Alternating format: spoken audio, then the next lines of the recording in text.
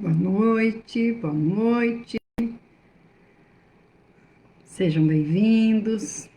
Boa noite para quem vai nos assistir agora. Bom dia, boa tarde para quem vai nos assistir depois. Estamos aqui para mais um Evangelho no Lar, já com as nossas águas. Sejam todos bem-vindos na paz desse Mestre de Amor. Que possamos hoje nos conectar novamente com esse Mestre, convidando Ele para nos visitar, para quem sabe fazer a reforma que nós precisamos na nossa vida, no nosso coração, um burilamento com esse médico dos médicos chamado Jesus.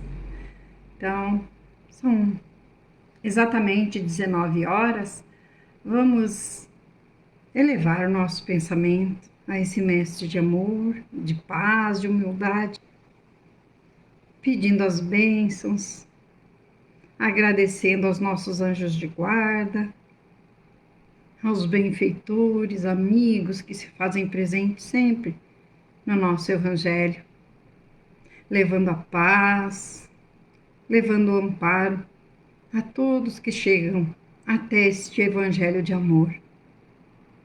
Mestre amado, te pedimos permissão para mais este Evangelho e te rogamos o amparo. Te pedimos que sejam colocados nas nossas águas um medicamento que possa vir nos trazer o alívio para as enfermidades do corpo ou da alma. Te rogamos, Mestre, que nos encoraje, nos dê a força necessária para continuarmos na caminhada terrena, que possamos compreender que nem sempre a vontade do Pai é a nossa vontade, que possamos compreender que quando colocamos nas mãos do Pai aquilo que queremos, precisamos respeitar a vontade dele, que sabe o que é melhor para cada um dos seus filhos amados. Mestre Jesus, leve ao Pai as dores, os sofrimentos dos nossos amores. Leve ao Pai, Mestre amado, aqueles irmãos que ainda não te conhecem, que usam a maledicência, que praticam a maldade. Leve tudo ao Pai. Que as bênçãos sejam derramadas sobre todos, encarnados e desencarnados. Por tudo te agradecemos e convidamos a ti, aos nossos anjos de guarda, a esses trabalhadores da tua seara de amor, que fiquem conosco em mais este Evangelho no Lar. Que assim seja. Hoje nós vamos estudar um pouquinho no capítulo 8, para quem gosta de nos acompanhar. Bem-aventurados os que têm o coração puro. Quando Jesus disse, deixai vir a mim as crianças, não é? Quem não conhece essa expressão dita pelo Mestre? E como sempre gostamos de trazer para nós as reflexões do Espírito André Luiz, numa psicografia de Antônio Baduy Filho, a respeito desses itens que vamos ler hoje do Evangelho, do capítulo 8. E o André Luiz traz para nós duas mensagens bem importantes para a nossa reflexão, bem importantes, ambas. Diz assim, a mensagem que se refere do item, ao item de 1 a 3 desse nosso estudo, Deixai vir a mim as crianças. André Luiz nos disse, Converse, mas não critique. Comente, mas não malicie. Relate, mas não ironize. Eduque, mas não agrida. Ensine, mas não violente. Ajude, mas não humilhe. Aconselhe, mas não obrigue. Perdoe, mas não imponha. Atenda, mas não se irrite. Dirija, mas não tiranize. Sofra, mas não reclame. Vença, mas não despreze. Ame, mas não condicione. E a segunda mensagem que ele nos deixa: Filho de Deus. A criança sente proteção em casa. O homem de fé ampara-se na providência. A criança tem tudo a conhecer. O homem de fé sabe que precisa evoluir. A criança aprende as regras de conduta. O homem de fé acata as leis divinas. A criança confia nos pais. O homem de fé entrega-se a Deus. A criança supera dificuldades no aprendizado. O homem de fé vence obstáculos no aperfeiçoamento íntimo. A criança é ingênua. O homem de fé é simples. A criança vive sem maldade. O homem de fé procura o caminho do bem. A criança é naturalmente feliz. O homem de fé cultiva a alegria de viver. A criança é frágil. O homem de fé é humilde. A criança é a promessa dos dias vindouros.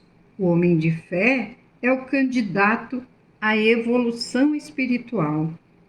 Criança e homem de fé realmente se assemelham. Jesus tomou a infância como símbolo de pureza do coração, entendendo que a criança é o filho que deposita confiança nos pais, atende suas recomendações, reconhece-lhes o valor, obedece aos ditames da disciplina e do estudo e é submisso ao esforço constante do crescimento integral. Para alcançar o reino dos céus, o homem tem que agir da mesma forma, abandonar a crença orgulhosa de que é o rei da criação e assumir definitivamente a condição de filho de Deus. Então, na primeira mensagem, André Luiz nos diz que devemos começar agora a mudar, não é? A nos melhorarmos. E na segunda ele nos diz a semelhança da criança e do homem de fé, quando temos fé e queremos nos melhorar e vamos assumindo, né? Essas exigências, vamos dizer assim, para nos melhorarmos. E nos diz o Evangelho no seu capítulo 8, deixai vir a mim as crianças. Bem-aventurados os que têm o coração puro, porque verão a Deus. Isso também está em Mateus, capítulo 5, versículo 8. Então, trouxeram crianças para que ele as tocasse. E como seus discípulos repeliam com palavras rudes os que as apresentavam a ele, Jesus, vendo isso, zangou-se e lhes disse: deixai vir a mim as crianças e não as impeçais, pois o reino dos céus é daqueles que se assemelham a elas. Eu vos digo, em verdade, que todo aquele que não receber o reino de Deus como uma criança, nele não entrará. E abraçando-as, ele as abençoou, impondo as mãos sobre elas.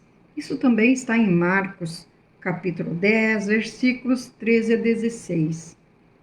A pureza de coração é inseparável da simplicidade e da humildade. Ela exclui todo pensamento de egoísmo e de orgulho. É por isso que Jesus toma a criança como símbolo dessa pureza, como a tomou por símbolo de humildade. Essa comparação poderia não parecer justa. considerando-se que o espírito da criança pode ser muito antigo e que traz ao renascer na vida corporal as imperfeições de que não se despojou em suas existências precedentes. Só um espírito que atingiu a perfeição poderia dar-nos o modelo da verdadeira pureza. Mas a comparação é exata do ponto de vista da vida presente, pois a criança, ainda não tendo oportunidade de manifestar nenhuma tendência perversa, oferece-nos a imagem da inocência e da candura. Além disso, Jesus não disse de uma maneira absoluta que o reino de Deus é para elas, mas para aqueles que se assemelham a elas, né? Porque nós sabemos que aí nós temos o esquecimento, então nós chegamos aqui, esquecemos, né, o que fomos lá na vida anterior e assim. E nos diz o roteiro sistematizado, que sempre trazemos para nos auxiliar no entendimento do Evangelho, diz assim: que lição nos transmite a passagem lida? Que o reino dos céus só é conquistado por aqueles que têm puro coração. O reino dos céus é um estado de felicidade plena, cujo ingresso se obtém através da simplicidade e da humildade. E por que Jesus tomou a criança como símbolo da pureza? Porque a criança, com seus gestos inocentes, desprovidos de maldade, de egoísmo, é a verdadeira imagem da simplicidade e da pureza. Mesmo em uma criança de maus pendores, suas más ações são dissimuladas pela candura dos seus traços infantis. Jesus disse que o reino dos céus é das crianças? Não. Jesus deixou bem claro que o reino dos céus é para os que a elas se assemelham. O aspecto da inocência e candura que vemos nas crianças não constitui superioridade real do espírito, mas a imagem do que deveria ser, né? E por que a comparação entre os candidatos ao reino dos céus e as crianças? Porque a pureza de coração é inseparável da simplicidade e da humildade, tal como estas se mostram em uma criança. Nas crianças, essas virtudes são naturais e não artifícios da aparência. Sim, porque o adulto pode dissimular, né? O estado infantil é necessariamente de pureza? Não, pois o espírito da criança já é antigo e, na maioria das vezes, possui muitos defeitos a corrigir e qualidades a aprimorar. Então, nós sabemos que na criança, o que o espírito dela traz, ela pode até ser mais antiga, né? O espírito pode ser mais antigo que o espírito dos pais, mas ela vem com esquecimento, porque Deus nos dá isso, é a misericórdia dele, né, para conosco. Então a criança não está lembrada as maldades que fez, então aquilo ali não está aflorado nela. Passa para nós a imagem da candura, né? Como o próprio Evangelho diz, para a mãe, o filho é sempre um anjo. Então, que a gente possa perceber que Jesus só quis fazer uma comparação de quando a criança passa aquela imagem para nós, de candura, de ingenuidade, aquela coisa meio que angelical mesmo. É só isso. Não é mais, não vamos colocar coisas a mais. O espírito que anima o corpo de uma criança pode ser até mais desenvolvido que o de um adulto. O estado infantil é de esquecimento e ingenuidade temporários, né? Então, nós precisamos lembrar disso. temporário, porque ele vai crescendo e muitas coisas afloram, né? Só que a missão dos pais é justamente quando ele ainda está em tenra infância, ele fica mais flexível, fica mais fácil de ser trabalhado. Muitas vezes aqueles vícios, aqueles defeitos que ele tinha, fica mais fácil para os pais trabalharem. Então, por isso que o esquecimento nos ajuda muito, muito, muito, muito.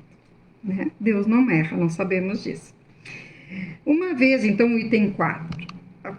Uma vez que o espírito da criança já viveu, por que não se mostra desde o nascimento tal como é? Tudo é sábio nas obras de Deus. A criança tem necessidade de delicados cuidados que só a ternura materna pode dar. E essa ternura aumenta diante da fragilidade e da ingenuidade da criança. Para uma mãe, seu filho é sempre um anjo, e era preciso que assim fosse para cativar sua solicitude. Imagina, se nós precisamos ser mães de alguém que foi nosso inimigo, que nos odiou, que nos prejudicou muito, se a criança demonstrasse isso desde logo cedo, como seria para nós? Nós não íamos dedicar esse mesmo amor, né? Com pureza, amor incondicional, como dizemos, né? Então, Deus é perfeito. E aí diz assim, né?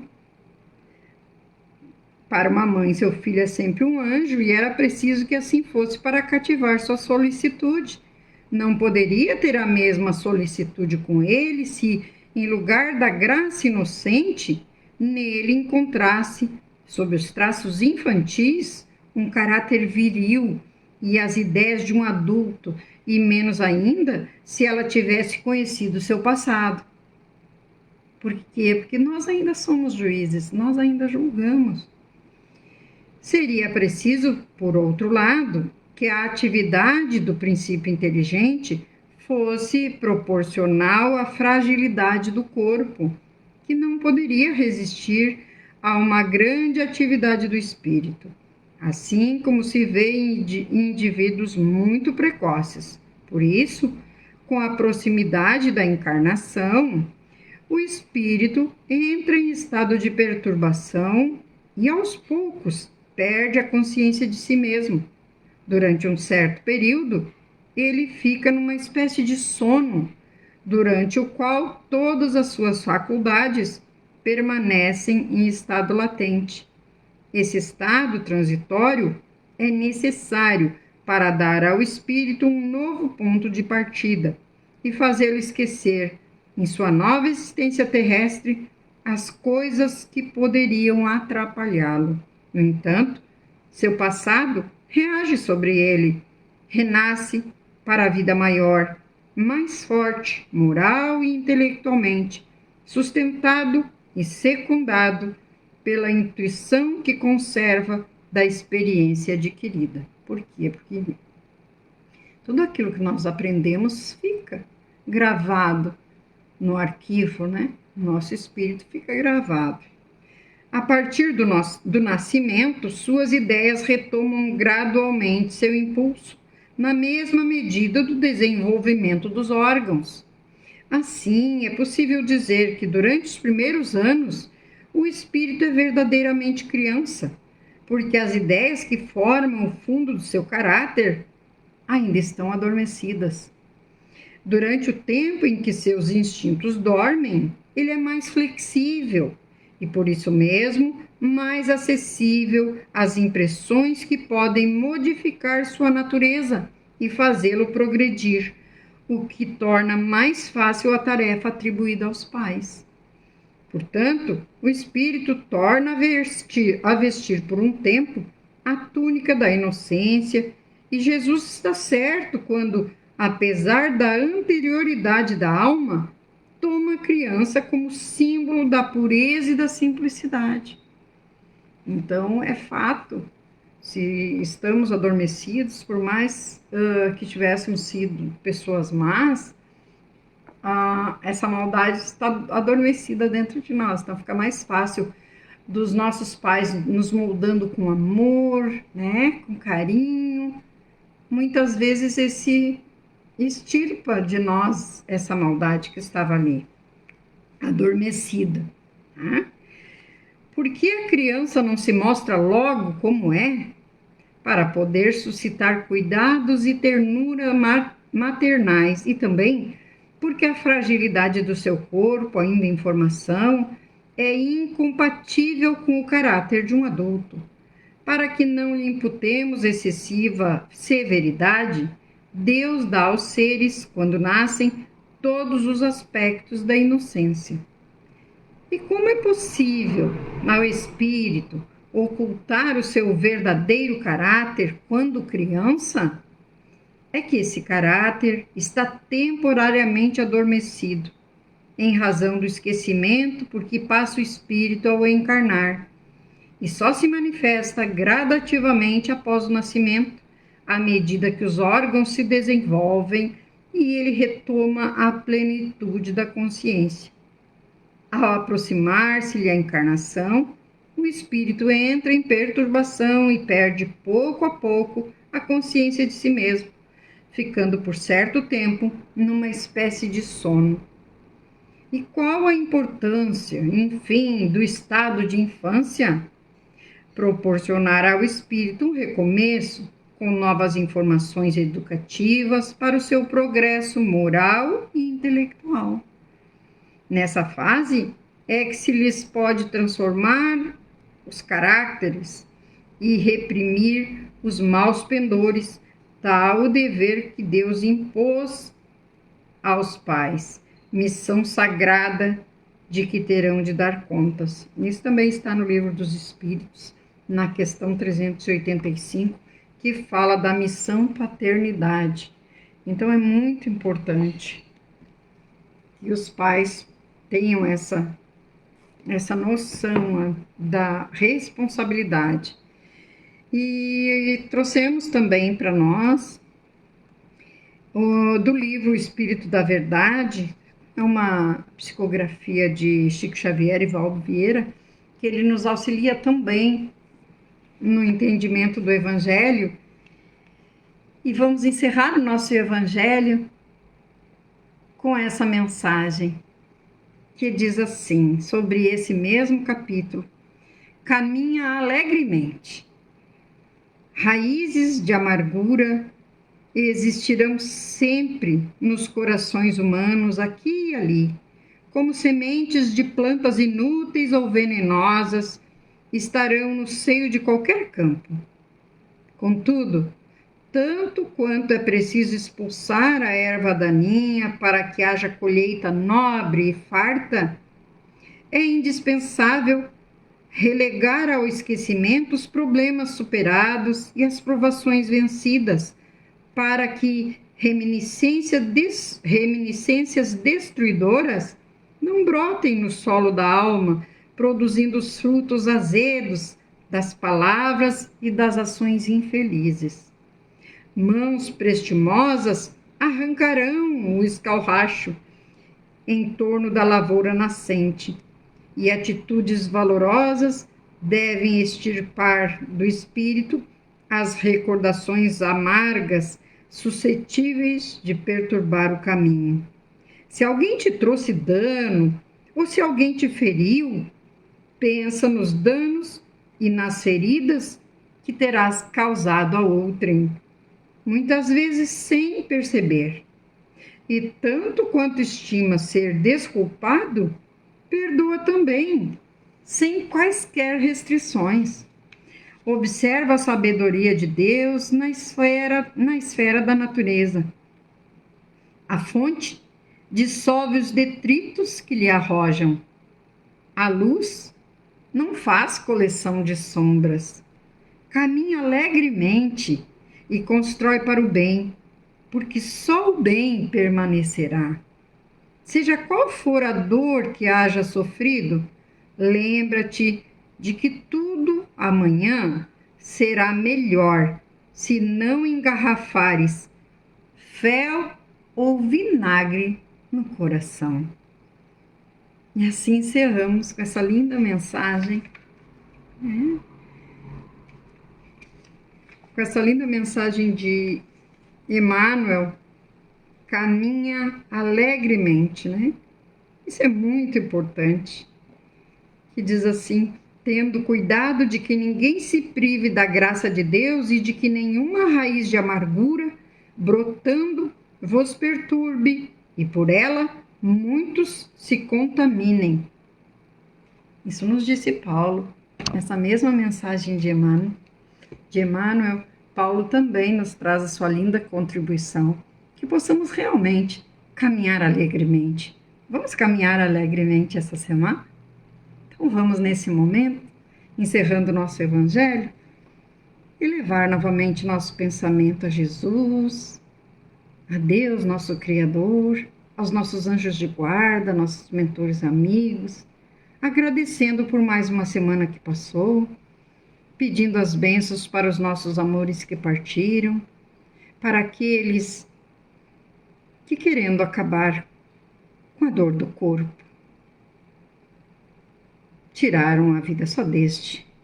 Não sabiam que a alma continuaria viva, tão viva quanto antes.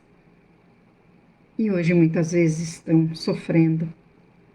Que chegue a eles a nossa oração, o nosso pedido de misericórdia ao nosso Pai, que é todo amor, toda justiça e bondade, que chegue até os nossos irmãos que partiram antes de nós, nossas palavras de amor, de carinho, nossas boas energias, que cada um receba esse nosso gesto, esse nosso carinho, através do nosso irmão maior Jesus, que conosco está nesse momento.